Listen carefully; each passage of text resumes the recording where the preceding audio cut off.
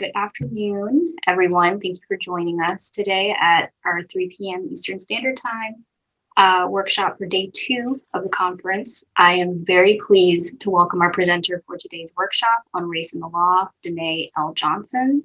For those of you that don't know, Professor Johnson is a diversity and inclusion professional and a distinguished professor of law at the Oklahoma City University School of Law. I'll be on as your moderator to assist with questions. We'd probably like to save that towards the end so that way Professor Danné can get through her presentation. But with that said, I'll be filtering out questions and looking through those so that way we can answer them at the end. And now I will pass it over to you, Danné.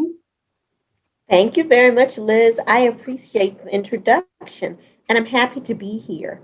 I want to just start by congratulating Phi Alpha Delta Pre-Law for its forward thinking in discussing race in the law. I think race in the law is an important topic, and it's very timely in the United States and globally. So I appreciate the opportunity to be able to be here and speak with you all. And for all of those who have joined, I want to thank you for showing an interest in this topic. Again, it's timely and it's so important that we are able to talk to one another about the issues surrounding race, culture, class, gender, and those topics. As we talk today, we'll talk about whether or not we are actually obstacles in that discussion. That's what we'll focus on a little bit. This is our agenda for today. We'll do some introductions. We'll discuss the language for discussing these important topics, a bit about implicit bias. We'll ask the question, does race impact the law? And if so, should it? Is it possible that we fail to see race? What do we make of that? And of course, because I'm a professor, I'll be giving you some homework before we leave. And then we'll have a closing. I think it is true that in the law, we see racialized outcomes in the law. And it's difficult for us to discern what creates these racialized outcomes. But we can't deny that they exist. And we see race in a variety of settings. Race really in our society is almost a measuring stick for outcomes. That's true in terms of things like the acquisition of education, how we're treated in healthcare. It's true when we think about admissions, when we think about benefits and privileges that people have in society. We see that race can be used as a measuring stick. Who gets interviews, our insurance rates, and then with regard to the law, we can see it in incarceration rates. What happens when people are arrested? What happens in the area of enforcement of the laws? We can see race, yet no one feels particularly responsible. That creates a problem because as we examine race, we feel like I didn't do anything. And while that is true, we live in this system. So it's important for all of us to try and figure out how can we work in this system? How can we improve the system? That's our challenge. Before we go much further, I want to try and lay out some ground rules.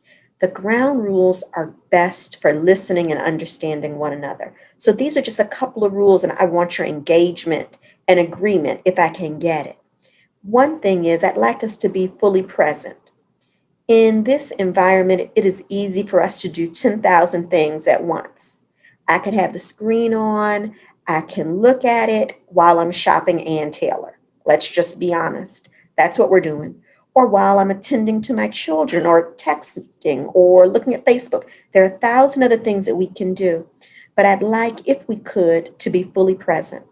I'd like us to listen and listen and listen and then respond. Many times we listen because we can't wait to get in. We're really playing jump rope. The minute she shuts her mouth is the minute I'm going to get in and tell her.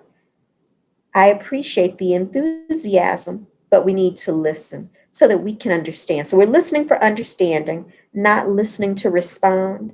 It's okay to be uncomfortable when we talk about race because it's something that most of us don't have experience doing.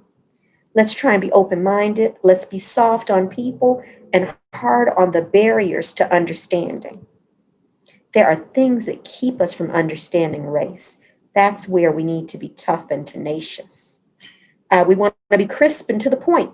So if someone, it happens all the time, I was going to say something, and the person who spoke before me, they took my words and they used them. How dare they? I want to allow us all the freedom to just say, oh, well, I'll get to speak next time. You don't have to reassert or restate the great point that someone else has made. All right. So if I could get your agreement, we'll just continue on. If you don't agree, then, let me know. Just unmute yourself and say no. But otherwise, I'm going to assume you're agreeing.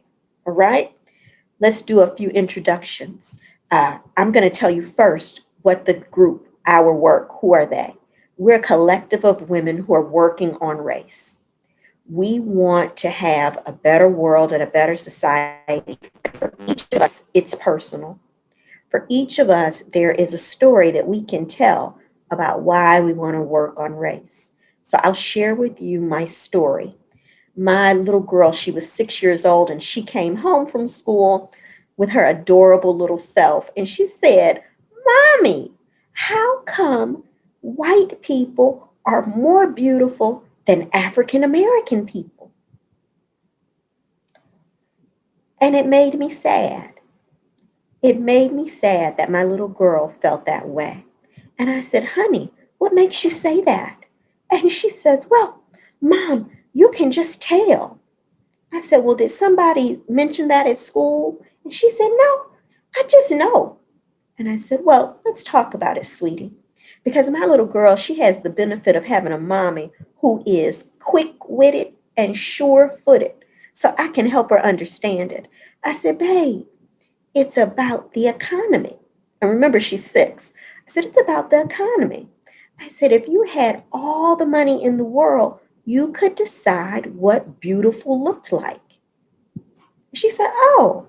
I said, Yeah. So if you had all the money, wouldn't you want beautiful to look just like you? And she nodded her head. I said, So it's about who controls the economy and the media and the images. And she just nods her head. I said, So, babe, who do you think is the most beautiful woman in Africa? And she says, An African American woman? And right, so I said, yes, clearly that's not the right answer, but we were going down the right path. So I bring that story to you because it was heartbreaking for me. And it made me know that there are other African American children who have that same feeling, but their parents aren't sure footed and quick witted, that no one can explain to them why they are as beautiful and as worthy as everybody else.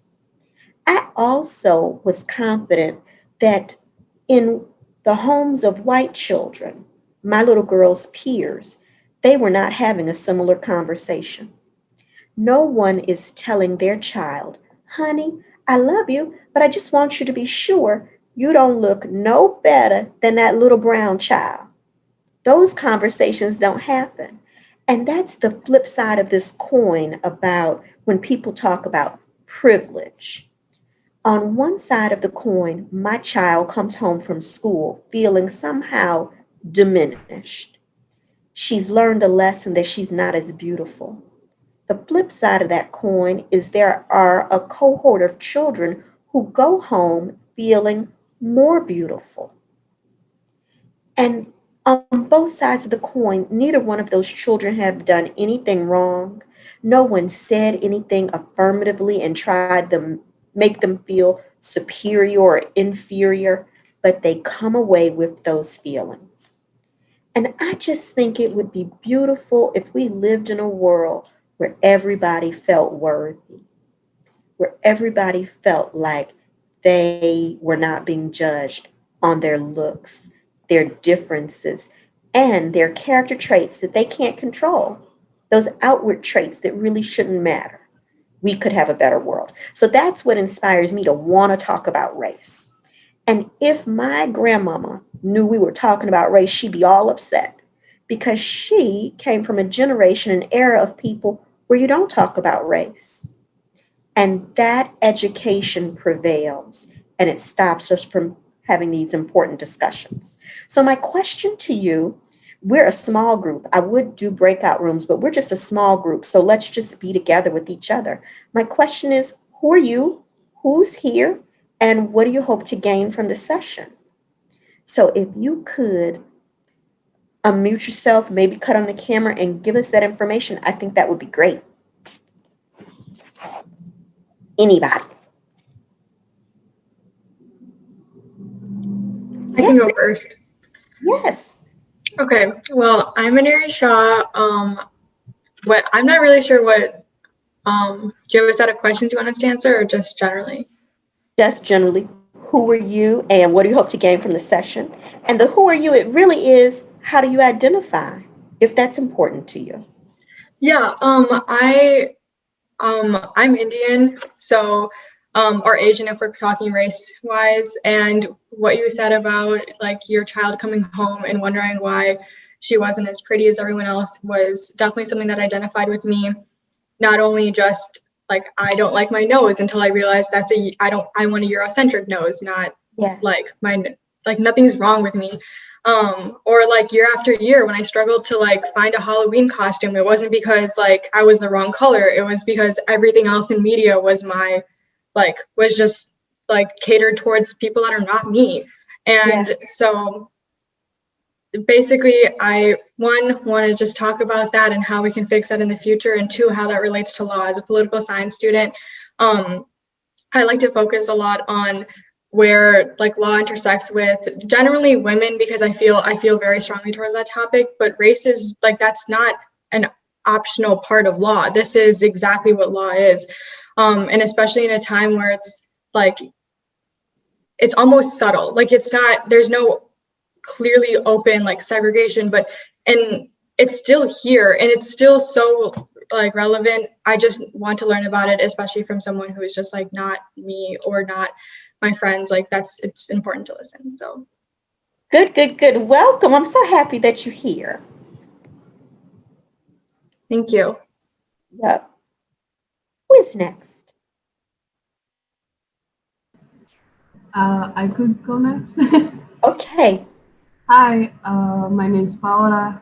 I'm from Puerto Rico, but I am also a white Puerto Rican, and I guess from there starts what I would like to learn from you, so I can then pass on over here, because I have to admit that in Puerto Rico there is this miseducation of this myth that we are this perfect mix, to say, of three races, when that is simply false, and all it does is it creates this weird hierarchies that no one wants to talk about, how racism and colorism are actually huge issues here in the island. And I am a political science student as well. I'm not going into law, I'm going more into investigation, but still I find these conversations to be very important, and hopefully will help me in my career and my daily life. Wonderful. It's good to have you. Ms. Liz, do you want to go? Why not? It's a small group, so yeah. Well, yeah, I'm Liz Dunlap, pre-law operations coordinator. For those if you don't know, or if you've seen any emails from me, but yeah, I guess to start to answer the question,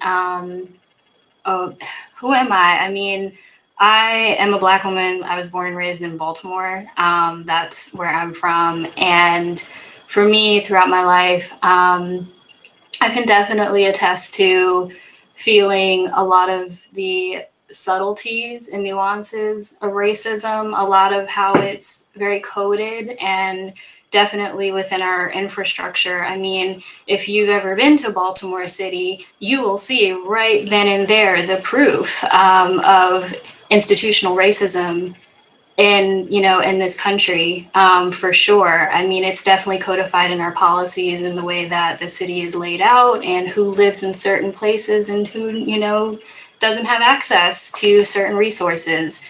And it's something that has been very, very important to me, especially when it comes to making sure that, you know, people, my family, my friends, people in my community have access to food, fresh food, just, you know, certain resources that are just a little bit harder to come by in some places. But yeah, and with that said, and my experiences as a Black woman too, I am here working with Phi Alpha Delta as a pre-law operations coordinator, but I'm also serving on our newly minted DEI steering committee, and we're kicking that off. And I just want to say too, if any of you would like to provide any feedback or, you know, just participate in all, please, please, please, please.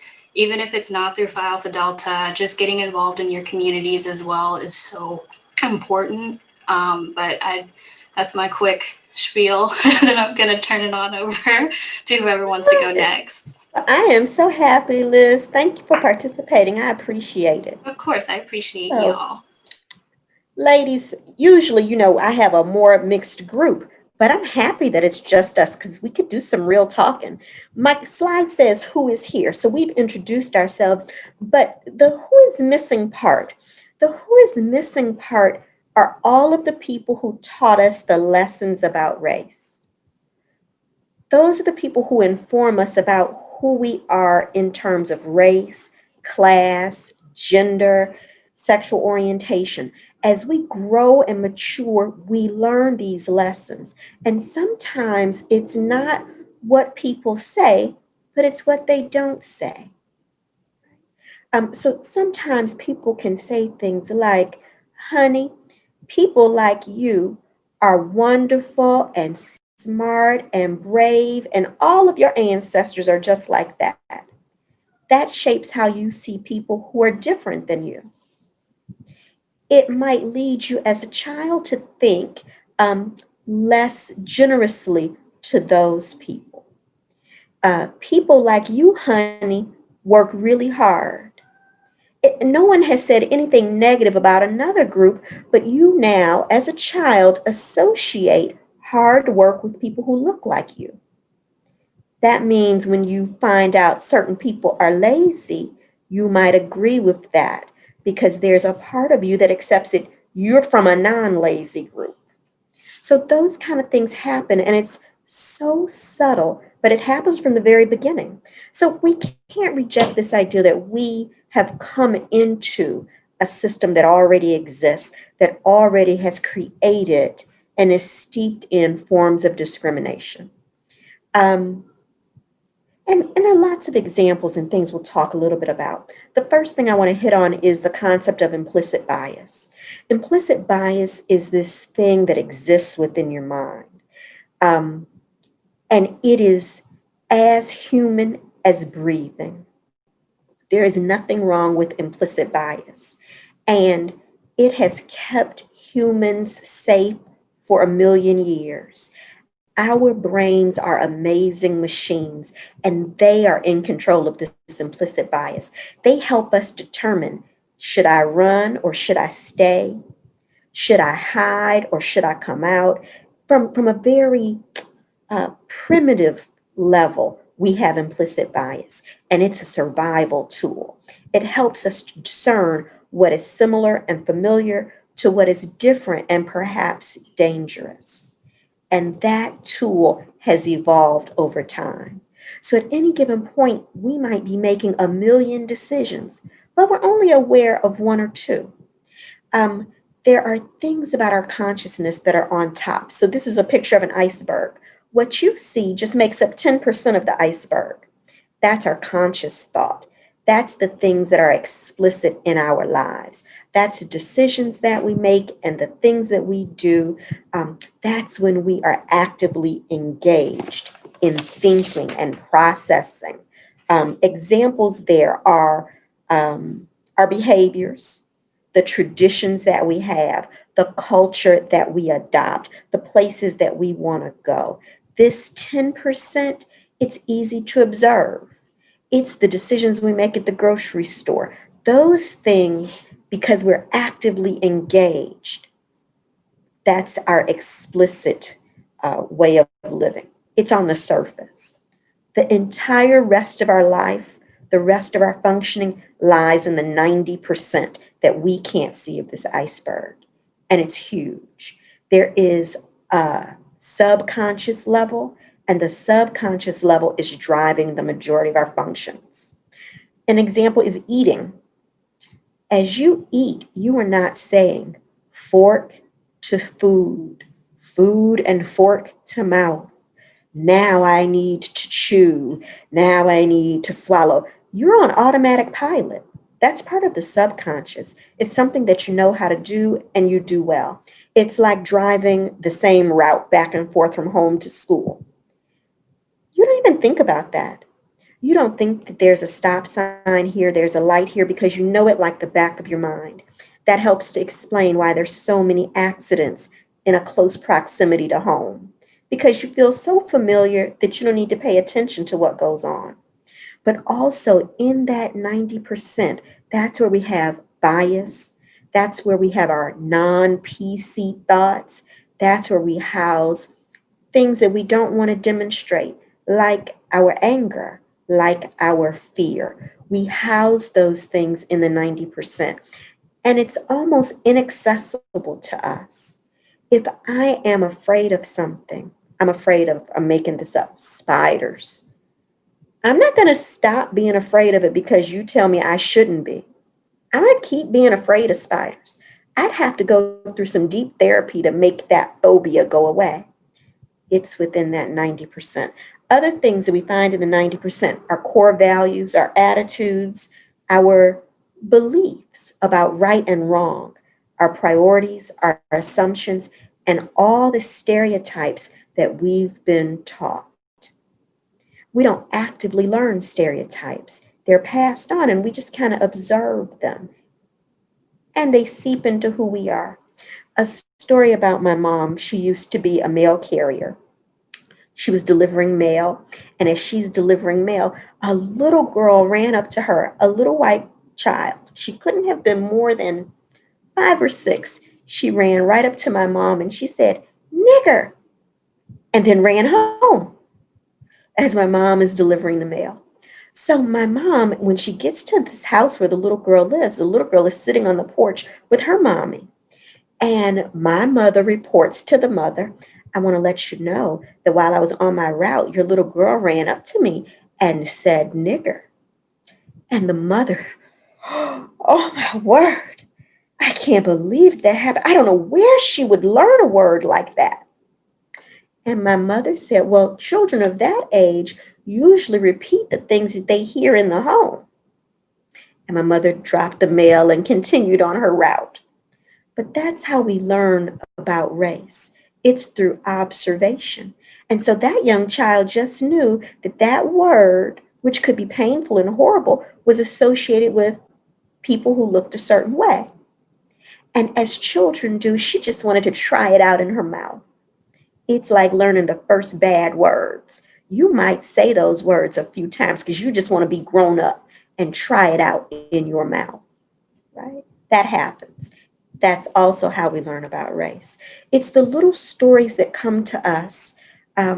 My great grandmother was teaching my mother how to bake a pie. It's a sweet potato pie. So you put the sweet potatoes, you boil them up, and then you want to mash it up and you stir it with some other things, seasoning, eggs, milk, you stir it around. And so my mother, trying to please my great grandmother, she would stir, stir, stir. And my great grandmother said, "Who you making that pie for? White people?" So this is just a rhetorical question. Nobody ever answered that question, but it leaves a young person to wonder, what do you mean? Do white people like it when you stir it a lot? Do white people like pie different than black people? So it leaves a bunch of questions. And as children, we struggle for the answers because we don't have a context. That's where many of us are in terms of race. We observe things, we learn things, and no one helps us to contextualize it. So we have to draw our own conclusions.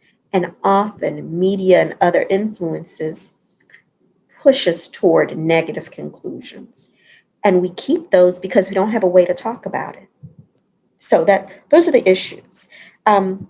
With respect to implicit bias, I told you it's the deep 90% of our minds. So the mind is working all the time, but only 10% of it is conscious. It's the other 90% that's unconscious that we need to examine for the implicit bias.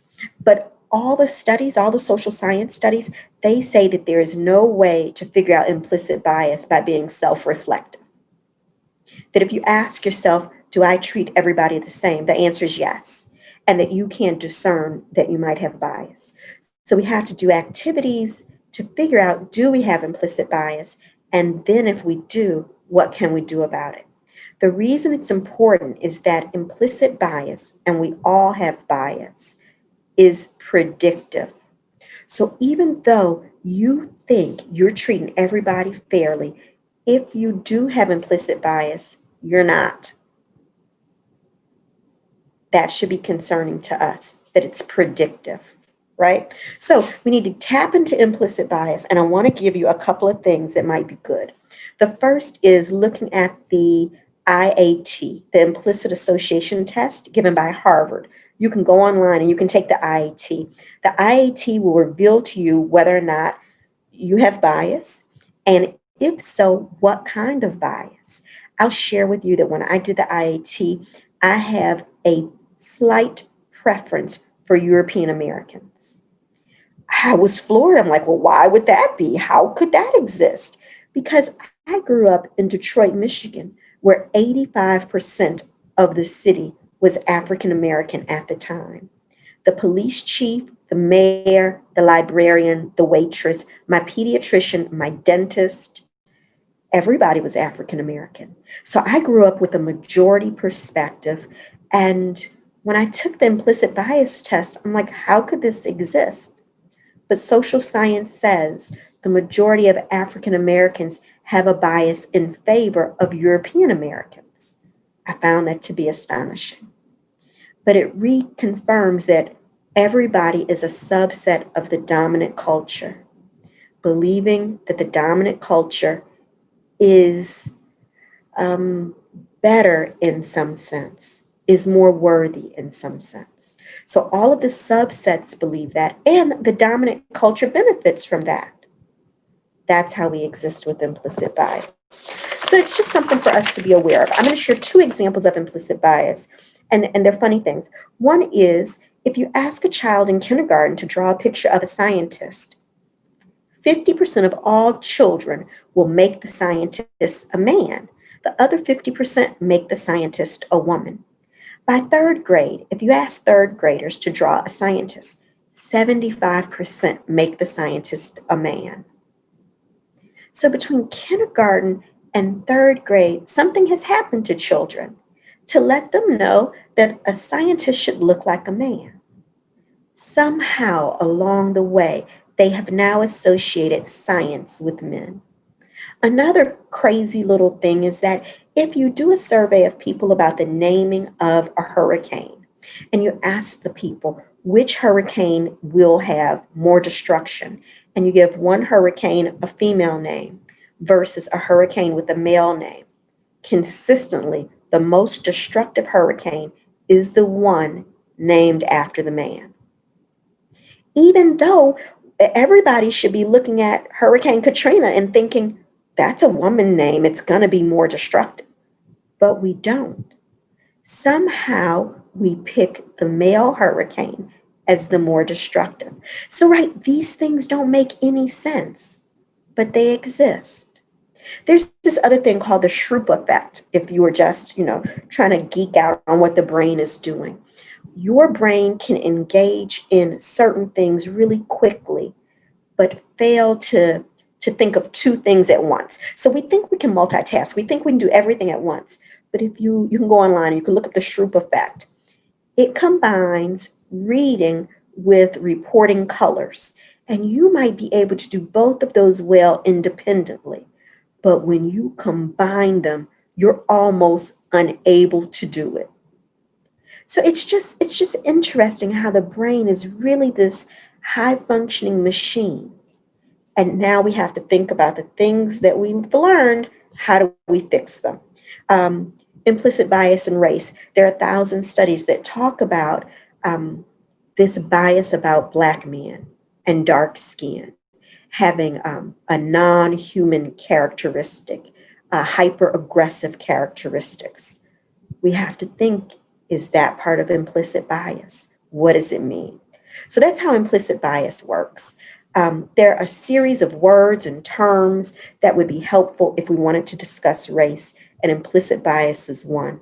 Privilege is another one. If we talk about anti racism, oppression, those are words we should be familiar with to have great conversations about race. Why don't we talk about race? That's my question to you. Why don't we talk about it? Any thoughts? Any feelings? Have you tried to talk about it? What happened?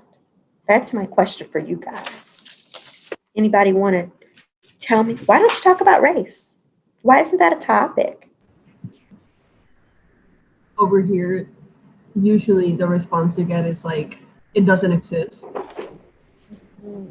Or either they get really uncomfortable, awkward, or it's just like, that's not a thing, it doesn't exist. Uh-huh. And they point out colorism instead. Mhm, mhm. It's very interesting. We've come up with a lot of words to get us away from race. Like instead of talking about race, why don't we talk about inclusion? Instead of talking about race, why don't we talk about culture, right? We talk about a lot of other things, but the truth is, race is one of the most divisive things. So we have spent 20 years talking about diversity and inclusion. If any of that talk was working, we wouldn't be where we are right now in terms of civil unrest. So why can't we talk about race? Other thoughts?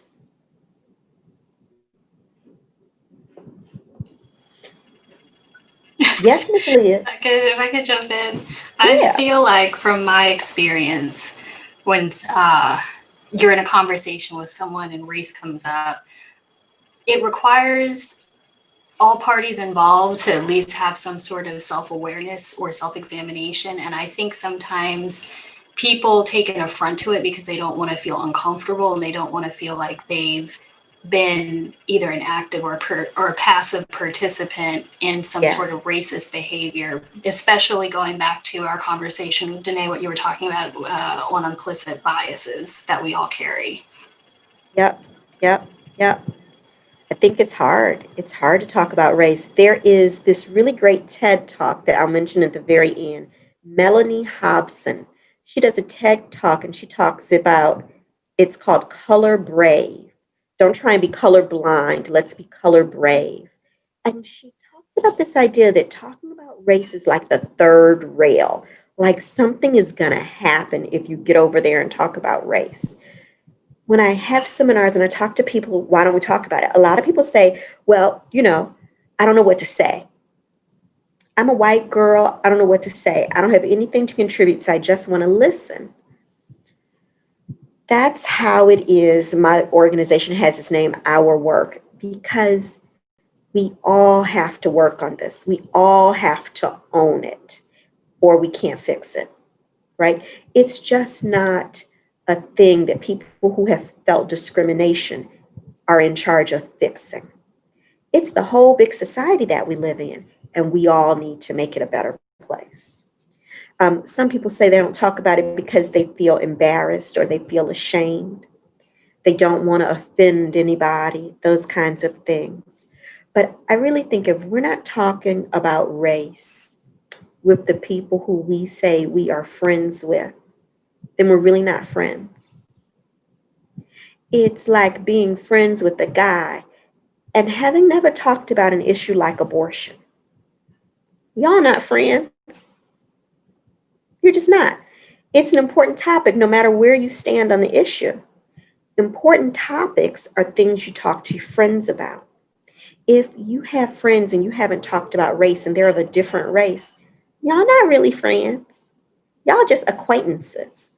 Y'all could become friends, but being friends is about sharing yourself and listening to someone share who they are. I'm not friends with you if you've not heard the story of my husband going to play golf and being called a nigger. We're just not friends because I have to be able to share all of my joy and the painful things that happen. And we have to give each other the space to do that. That's why we have friends, because I can go have a beer with anybody. Everybody likes pizza. I could do that with everybody. That doesn't make us friends. So you got to think about what are we sharing and how vulnerable can you be with somebody as a measure of friendship. When we talk about workplaces, we talk about engagement and feeling like you can bring your whole self to work. Well, I need to be sure you're ready for this here whole self because you might not be. You might not be ready for the whole self. And all of that might be a lie. You just want me to be nice and polite and be diverse. That's not the same. Those are the things we need to talk about. How can we get over not talking about race? Other people will say, I've been told it's rude. It's rude to talk about race. Well, I think in this environment, it's rude not to talk about race. If we say race doesn't exist, we are a post-racial society, like in Puerto Rico, it creates a lot of problems because you really are ignoring a part of me that I regard as important. You are saying, I don't see you. I don't see that important feature of you. That's dangerous. People feel unheard. People feel disenfranchised. We need to be able to say, oh, tell me about that. And we need to be open to the idea that you might get shut down. You might want to talk about race, and someone says, I'm not going to talk to you about that. Well, that's okay. But you make the effort. That's where we want to be. We want to make the effort to get to know other people in a deep kind of way. There is this theory about undoing racism, that racism is something that we have constructed and that we can undo it. Anything that we have built, we can break it down. That's what undoing racism is. And there are institutions that want to focus on undoing racism in a very affirmative and positive way. But it takes us being a part and being engaged. If you go to the little exhibitor booth, we put up a reading list in the exhibitor booth about race, unconscious bias, and those things. And if you start to look at those books and maybe read one or two, it can give you some insight into the area. Undoing Racism, it's a group. They're in New Orleans. They do trainings. They are fabulous. And they really believe that people, individuals, institutions act as barriers to talking about race and the issues that historically underrepresented communities face, and that we can't afford that. So that institution is focused on undoing racism. They have 9 principles, and there are 3 important principles that I just want to touch on today. One is learning from history.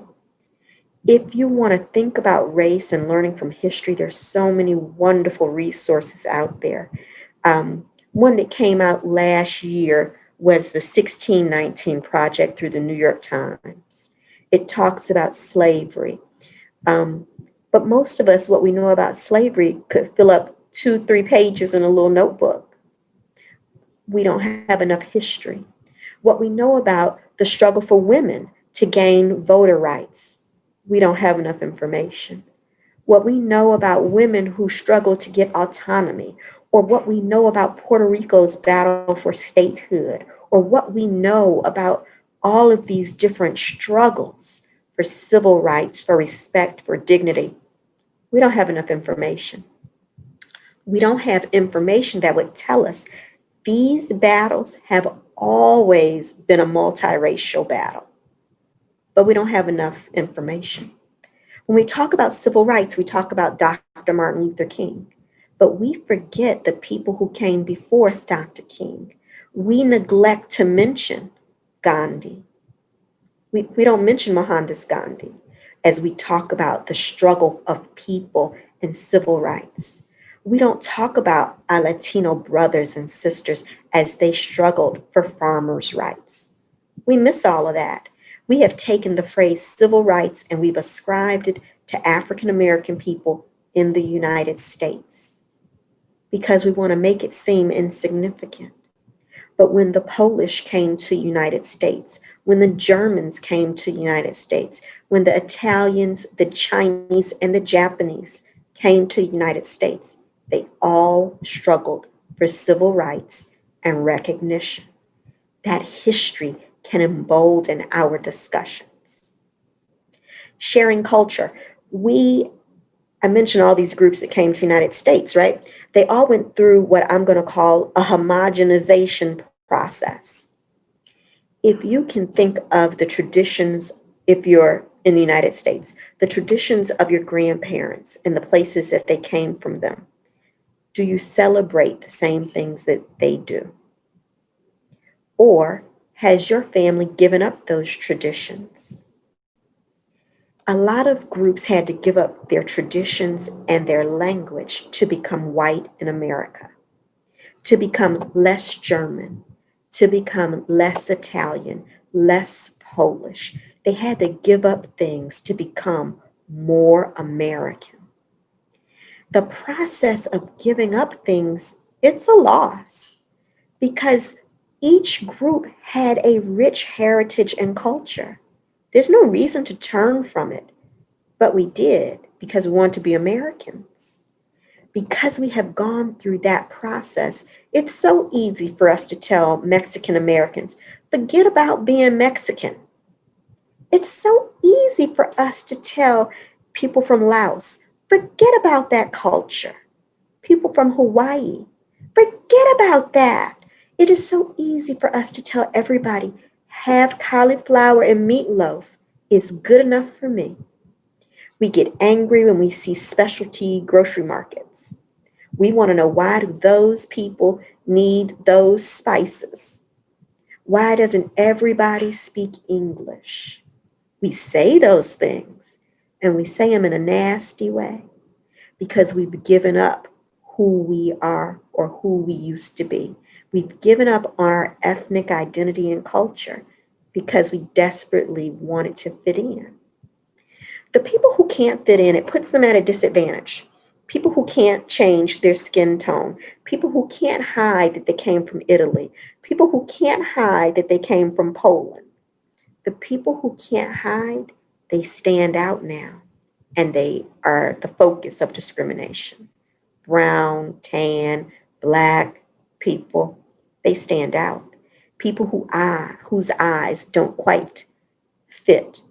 People whose noses are just a little bit too round at the tip or too humped in the center. They stand out. But we need to be in a place where we can celebrate everybody. That's really where we need to be. But if we don't talk about it and we don't learn the history and we don't share our culture because we're trying to hide, we get into a lot of problems. So when we get called upon at holidays to participate in the potluck, a lot of people want to bring something that's a non-ethnic dish, a non-traditional dish, as a demonstration of I fit in, I am American. But wouldn't it be lovely if everybody could bring something from their culture that they love? I'm going to be home and I'm going to make curry goat and I'm going to bring it to the potluck. And I'm going to let everybody sample that curry goat. They might love it too. I am going to bring my full self. I am going to bring the little dough pocket with cheese and meats and spices. I'm bringing that from my culture, right? But we don't. We bring things that everyone will accept. We bring chocolate chip cookies. We bring brownies. We make a mean lemon square. And it's really because we just all want to fit in. We all do. But we got to figure out how to fit in where we are. So if we had a bigger group, I would break us up into groups and we talk about this idea of sharing culture. And I have a question that I would ask. My question is, where are your people from? Where are your people from? And do you celebrate your grandparents' culture or ethnic traditions? So if we can go through and talk about that, I'm going to tell you where my people are from. My great grandma is from Mississippi, and she is one of 16 children that grew up on a farm, and they all worked on the farm. And she and her mother, she was one of the oldest, they were having children at the same time because that's how big multi-generational families were. And so they were in a house full of children. They all worked on the farm. My great grandmother had a ninth grade education, and that's as far as she went. She married a man, but they didn't stay together, and they had 3 kids and moved to Michigan. The other part of my family is a mystery. Some man was accused of raping a woman, a white woman. And when you hear the story, it's all about race. And so he had to flee. So he fled up north somewhere, and don't nobody know what happened to him. So that's a disconnection in our family. And about celebrating traditions, my family, because we want to know about race and culture, we celebrate everybody's traditions. we we celebrate every day from November into January. We celebrate this thing called the Feast of the Seven Fish, which is, I believe, Catholic Italian celebration where you cook certain foods. We make potato latkes. We talk about Hanukkah. We have been to a Seder. We do all of these many things. We are fortunate because we can travel. So we tell stories not just from our traditions, but the traditions of other people. And we talk about the similarities and the dissimilarities. When you think about religion, there's so many similar principles, but told by different religions in different ways. When you think about Passover, when you think about Diwali, when you think about the Festival of Lights, there's so many different traditions that are fabulous, that stand to teach us so many things. So I make all the traditional foods from my great grandmother's heritage. She taught me how to cook when I was a little girl, and I still cook those foods. But I like to experiment. So one year we had Thanksgiving. My family hates me. One year we had Thanksgiving, and I decided it was going to be a festival of chilies. So I had every kind of chili you ever imagined. I made a pie with chilies and chocolate. I did some kind of brining of the turkey with chilies. I had a cauliflower and jalapeno chili gratin. Like, you can't tell me anything. My family was like, "What are you doing?" And my mother's like, "What's wrong with some plain old collard greens? Don't you have any of those?" So I try and do a lot because I want to expose my family to what we have as traditional things, but also to let them know the beauty of other traditions. So my question to you is, do you still celebrate your grandparents' traditions and holidays? Is that important to you and your family? Or are you doing new things?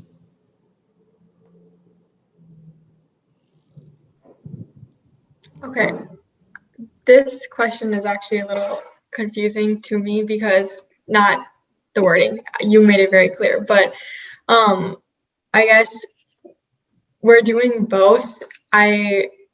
So my family is not religious, and a lot of the holidays are tied to religion, which makes it really hard to like preserve it and still stay true to our beliefs.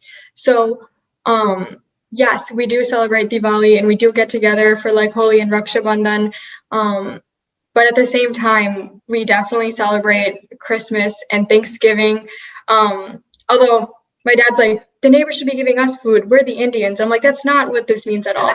So very embarrassing. I love that. I love that. Yeah, and we'll celebrate like all of these American holidays with just as much as we celebrate our Indian holidays. And honestly, maybe even a little more. Like Diwali's coming up, and I did not even know until I got like an email from like Indian Student Association. So that's a little embarrassing. But yeah, it's a weird balance. Uh-huh, uh-huh. Good, good. Thank you for sharing. Of course. Anyone else? since I still live where my grandparents live, I guess I could say yes. The only main difference, I guess, is that since things get more modernized, and sadly we do become more Americanized as a result of that, and which is something I wanted to point out from something you said earlier about Puerto Ricans' relationship with statehood towards the United States, because while some people are for statehood, many others are also for independence and being free Independence. of the colony.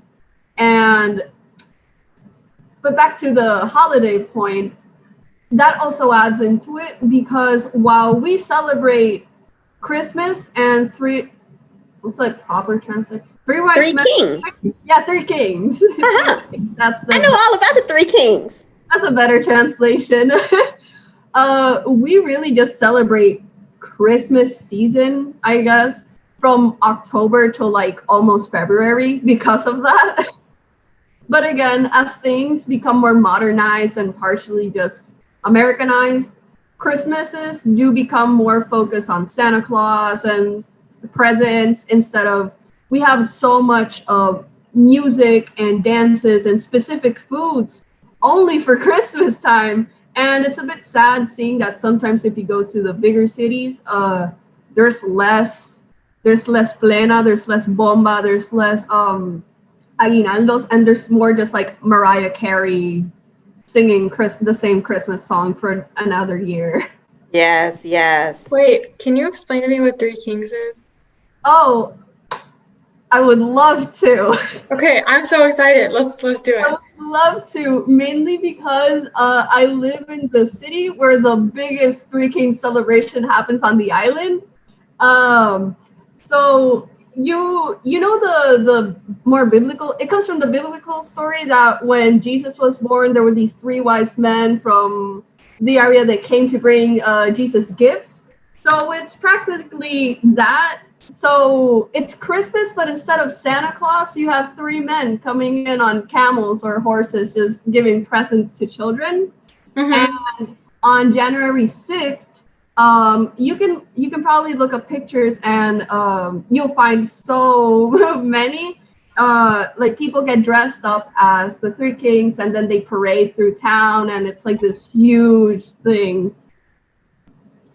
Nice. I love that. I'm coming. I'm going to find a way to. Yeah. I really wish you would. I really wish you all could. When travel things get fixed, I invite you, honestly. Okay. Oh, I wow, the yes. official invitation, everyone. Watch out. Email me. We're coming. I know, right? I will get you in here. Okay, awesome. It's nothing as good as going to the place where they really know how to celebrate it, right? In Oklahoma, they're like, Three Kings, what are you talking about? But to go to Puerto Rico and celebrate Three Kings Day, It's big. you know, it's like, where are you going for Carnival? You can stay in Oklahoma if you want to. There's nothing going on. So that's good. It's good to hear about that.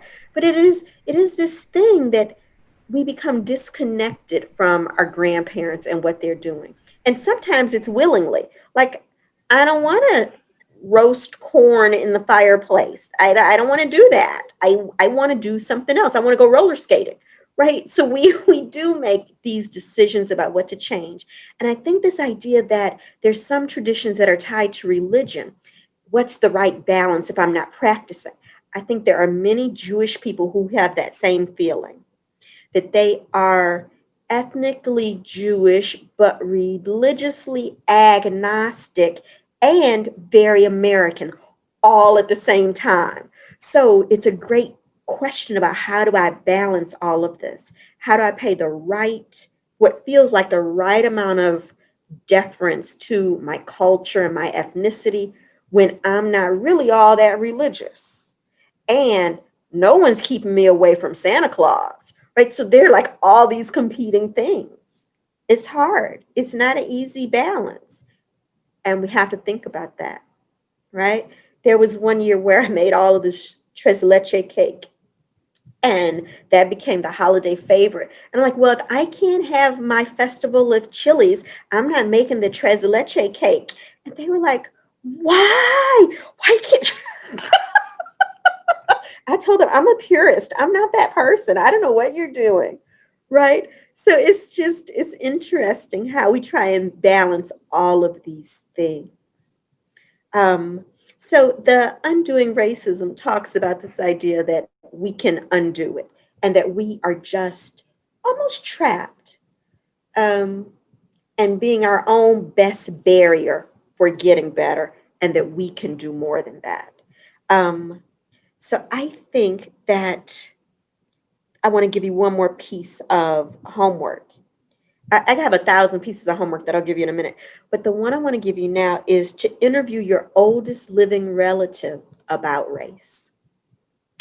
Talk to your oldest living relative about race and ask them, what do they think about race and where is it going?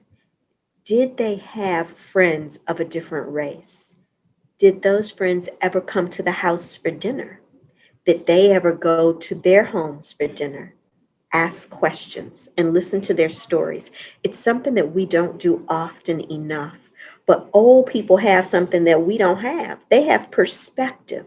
So while we might have our own conceptions about what's happening with the race, their views could be different. And it's interesting to know. Really, as we age, we want to tell old people to hush and turn the hearing aids up. Right? That's really what we're trying to do with old people. And that's not nice. So spend some time with some old people in the month of December and ask them what it was like. What do they think about race? And you could be amazed. There was one year I gave this assignment, and a Native American man. He came back to me later and he said, I asked my oldest relative about race. I didn't have many, so I asked my father. And my father went to the closet and he got out these reel to reel tapes. The father had these reel to reel tapes of his father being interviewed by somebody from the Bureau of Indian Affairs about his life. But until the young man asked about it, he didn't have any idea.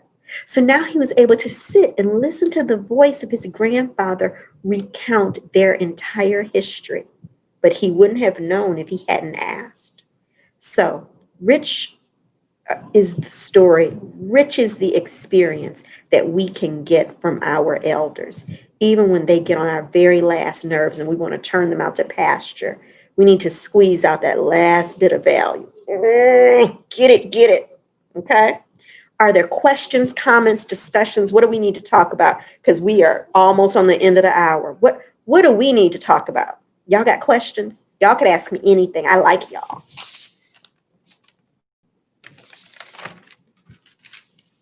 Anybody? I wish we had more time. I know. I always feel that way. I mean, a comment is I really, really liked this Zoom a lot. Oh, Good. very. Good, Yeah, good. it's very informative. I enjoyed it. Excellent, excellent. I'm happy about that. There's so much to learn, and we just have to be brave and talk about it. That's our first step. Because, we have friends, and when our friends see things on TV that happen that implicate race, they say automatically, oh, I don't believe that happened. I think the media is making that up because the friends I have, they didn't say anything about that. That's because we don't talk about it. We don't talk about our fears and our concerns. Sometimes they're embarrassing and sometimes they are painful. So we just decide not to share them. If anybody wants to know how you can best help, one of the best things we can do is believe it when someone shares their history and culture with us. When someone shares their stories, don't do that crazy thing and say, oh, Danné, your husband thought they said nigger. That's not what they said. That didn't really happen. They didn't mean it that way. Don't do that. If I come to you and I share with you my story, listen to my story. Ask about it later. Ask me how I'm doing. That's how we begin to work on these issues, as opposed to pretending like it doesn't exist. That's not really what happened, right? So I think that's advice we should carry. So I had these questions. Are you comfortable talking about race? How are you supported in your understanding? And do you think a deeper understanding would be a valuable tool? Would it make you a better lawyer? I think it makes us better lawyers because when we have all these implicit bias thoughts and preconceived notions, we treat people differently, right? And I think we need to ask ourselves, can I understand my client enough to value their lives and to represent them well? The answer has to be yes if we're going to serve that client. If not, let some other lawyer do it. Somebody who can value them, somebody who can see them, somebody who is going to support the life that they live without judgment. And it's not always easy, but you got to be willing to do it. In the medical profession, they have this idea that they need to know their patient. They're just not putting on band aids, they're trying to figure out what really happened, right? That's what we need to do. In the investment world, it's a mantra, know your client. They ask you 8 million questions before they begin to invest your money because they know it's the whole picture. That's what lawyers need to do because we're giving good counsel. We're not just plumbers. We just didn't come in to turn a few ratchets and tighten up some hoses. We need to be able to give good counsel. It's broader than that. Okay?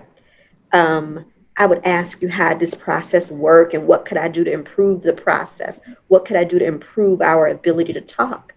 But I think we're out of time. So I'm going to get right to the homework because we're not going to miss this part. So the first thing, think about who you are and where you come from. Take the Harvard IAT, the implicit association test. They have tests about race, ethnicity. They have one about gender. Take a test and see what it reveals. And when you get the results, don't dispute them. Imagine that it's true. If I have a strong preference for European Americans and this is predictive, what does that mean to me? What if it's true? Don't dispute it. Ask yourself, if it's true, then what? Okay? Look at Melanie Hobson's TED Talk on being color brave. And then I'm going to ask that you pay attention to race. Pick any week in your life and pay attention to race. Write down in a little notebook on your phone, in the notes section, wherever, what you notice about race for a week.